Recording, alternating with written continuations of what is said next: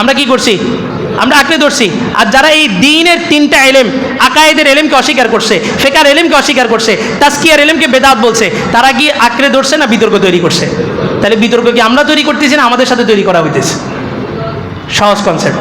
এই সাহাবীদের আদর্শ আমাদের সামনে নাই, দুনিয়ার নর্তকী বেশ্যাদেরকে আদর্শ হিসাবে প্রতিষ্ঠিত করতেছে মুসলিম সমাজে। মুসলিম সাহাবীরা কি ত্যাগ তিতিক্ষা করছেন! এক একজন সাহাবী কয়েকজন নারী তো রাসূলের যুগে বের হয়েছে, নারী রাসূলের যুগে যুদ্ধ করছে, বলা হইতেছে না? হুজুরে বলতেছে না নারী রাসূলের যুগে যুদ্ধ করছে, ব্যবসা করছে। তো দলিল কি? কাজে খাদিজা রাদিয়াল্লাহু তাআলা আনহা সবচেয়ে বড় ব্যবসায়ী ছিলেন। আরে বেটা আশ্চর্যের বিষয়, খাদিজা ব্যবসায়ী না, মসজিদে পর্যন্ত আসছে। রাসূলের যুগে নারীরা মসজিদে যায় নাই, গেছে। তাহলে এখন মানা করা হইতেছে কেন? রাসূল বলেন খায়রুল কুরুনি করনি সুম্মাল্লাযীনা ইয়ালুনাহুম সুম্মাল্লাযীনা ইয়ালুনাহুম। তিন যুগের ব্যাপারে রাসূল গ্যারান্টি দিয়েছেন যে এই তিন যুগ শ্রেষ্ঠ যুগ। একটা হচ্ছে রাসূলের যুগ, আরেকটা হচ্ছে সাহাবীদের যুগ, আরেকটা হচ্ছে তাবিঈদের যুগ। গ্যারান্টি কে দিয়েছেন? রাসূল দিয়েছেন।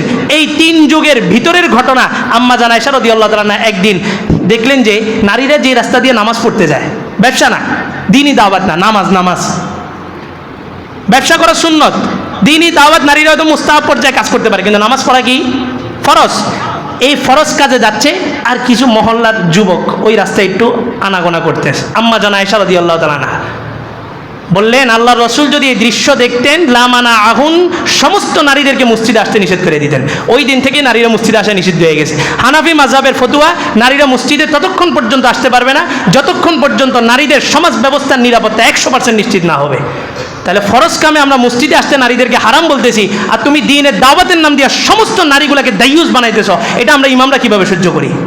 যেই নারী দাওয়াতের নাম দিয়ে হোক, যে কোনো কাজে হোক, স্বামীর অনুমতি ছাড়া হজ করা কি? বলেন, হজ করা কি পুরুষের উপর না নারীর উপরে? সবার উপরে। পুরুষের উপর না নারীর উপরে? সবার উপরে।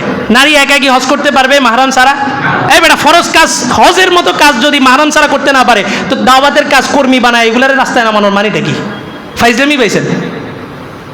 যেটা এই সমস্ত দাওয়াতের কাজ দিয়ে যাবে, বলবেন যে কিসের কাজ করেন? তো বলবে ইসলামের কাজ। বলবেন যে আমাদের হুজুর ইসলামের কাজ করে, হুজুরের কাছে নিয়ে আসবেন। কোন ইসলামের কাজ করে আমি একটু দেখে নেব। আল্লাহ রাসূল স্পষ্ট বলছেন সালাসাতুন লা ইয়াদখুলুনাল জান্নাহ, তিন শ্রেণীর মানুষকে আল্লাহ তাআলা জান্নাত দিবেন না। এক নাম্বার আকুল ওয়ালিদাইন, মাতা পিতার অবাধ্যাচরণকারী। দ্বিতীয় নাম্বার রজুলাতু মিনান নিসা, যেই পুরুষ নারীর বেশভূষা ধরে। অ্যাডলফ খান নারীর বেশভূষা ধরে। এখন অ্যাডলফ খানে কি একটা দায়িত্ব বসানি হয়েছে, এরা আমাদের নেতা হবে। তো যেই নেতার ঠিকানা আল্লাহ রাসূল জাহান্নাম দিয়েছেন, ওই নেতার পিছনে আপনি অনুসরণ করে আপনার ঠিকানা কিভাবে জান্নাত হবে? তিন নাম্বার আল্লাহ রাসূল বলেন আর দায়ুস, দায়ুস সে জান্নাতে যাবে না। দায়ুস কে? নারী না, দায়ুস পুরুষ। আল্লাহ রাসূলকে জিজ্ঞাসা করা হলো কিলা মান হুয়া, দায়ুস কে? আল্লাহ রাসূল বললেন তাজনি জাওজাতুহু হুয়া ইয়ালামু বিহা, তার মহিলা ঘরের নারী অবাধে চলাফেরা করে, অবাধে মেলামেশা করে, যে কোনো পুরুষের সাথে বসে কথা বলে, সে এটা জানা সত্ত্বেও চুপচাপ থাকে। যেই নারী বেপর্দা বাহিরে হয়, স্বামী জানার পরেও চুপচাপ বসে থাকে, ওই স্বামীকে আল্লাহ রাসূল বলছেন দায়ুস, ও কোনোদিন জান্নাতের ঘ্রাণ পর্যন্ত পাবে না। আপনি আপনার সাথে মিলিয়ে দেখেন, ইসলামের কাজ হোক অনিসলামের কাজ হোক, আপনার বিবি পর্দা করতেছে, আপনার মেয়ে পর্দা করতেছে, আপনার বিবি, আপনার মা, আপনার মেয়ে ইসলামের কাজের নাম দিয়ে যে বের হইতেছে, কোনো মাহরাম নিয়ে বের হইতেছে? কাজে তাবলিগেও তো নারীরা বের হয়। তাবলিগে মাস্তুরা জামাত আছে না? দেওবন্দের 7টা শর্ত আমার কাছে আছে, আমি লিখে আনতে পারি। দেওবন্দের 7টা শর্ত, 7টা উসুল দেওয়া হয়েছে। এই 7টা শর্ত মাইনা তাবলিগের কাজ চালু হয়েছে। কি তাবলিগের মাস্তুরাতকে একা বের হইতে পারবে না, মাহরাম সহ বের হইতে পারবে? মাহরাম লাগবে। এবং মহিলারা কি কোনো বয়ান করতে পারবে? মহিলারা কোনো বয়ান করে? তাবলিগে যারা গেছেন মহিলারা বয়ান করে না পুরুষরা বয়ান করে? আর এখন নারীরা বয়ান না, খালি কিছুদিন দেখলাম মাহফিলও করে। দেখছেন আপনারা? হ্যাঁ, দেখেন নাই? মাহফিলও করে, আবার লোকজনও হয়, টাকা পয়সা হয় ভালো। নারীরা মাহফিল করতেছে, বক্তা আছে নারী, ইসলামিক মাহফিল। নামাজ পড়তেছেন, রোজা রাখতেছেন, হজ যাকাত, কিসের কাজ আসবে? আপনার ইমান যদি বিশুদ্ধ না হয়, ওই 73টা দলের মধ্যে 72টা ঠিকানা কোথায়? জাহান্নাম। ওই 72টা কে? মুসলমান। 72টা কে? কেন জাহান্নামে যাবে? আকিমুদ্দিন ওয়ালা তাতাফাররাকু, আল্লাহ বলছে দিন কায়েম করো, ব্যবধান হয়েও না, বিতর্ক তৈরি করো না। তা কয় যে হুজুরি কি করতেছে? বিতর্ক তৈরি করতেছে। মনে করেন সভাপতি সাহেব দাঁড়ায় বলছে সবাই এই পিলারটাকে ধরো, এই পিলারটা সাইডে কেউ দাঁড়ায়ও না। আমরা সবাই যে পিলারটা ধরছি, আর কিছু লোক ওই দিকে যে আরেকটা পিলার ধরছে।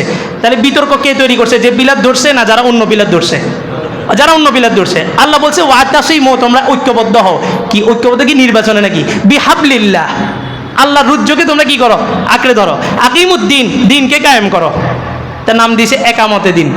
এই হিজবুত তাওহীদ ওরা এই ইয়া বলে এমাম, ইসলাম বলে, ইসলাম বলে না, ওরা কি বলে? ইসলাম। তো একামতুদ্দিন আরবি শব্দ বাংলা হয়ে গেছে কি? একা মতে দিন। কার মতে দিন? একামতে, মানে তার একামতে দিন। নুর ইসলাম অলিপুরি সাহেব বাংলাদেশের, চিনেন? হক বাতিলের পার্থক্যকারী, হকের তর্জমান, যার কণ্ঠ দিয়ে হকের আওয়াজ উচ্চারিত হয়, স্পষ্ট বলছেন যে এখানে দিন দ্বারা আল্লাহ তাআলা যত জায়গায় কোরআন শরীফে দিন শব্দ ব্যবহার করছেন তিনটা এলম উদ্দেশ্য। এক নাম্বার ইলমুল ফিকাহ, ইলমুল ফিকাহ মানে কি বুঝেন? মাসলা মাসাইল যেগুলো বলে এটাকে বলে ইলমুল ফিকাহ। দুই নাম্বার ইলমুল আকায়েদ, ইলমুল আকায়েদ মানে কি? বিশ্বাস।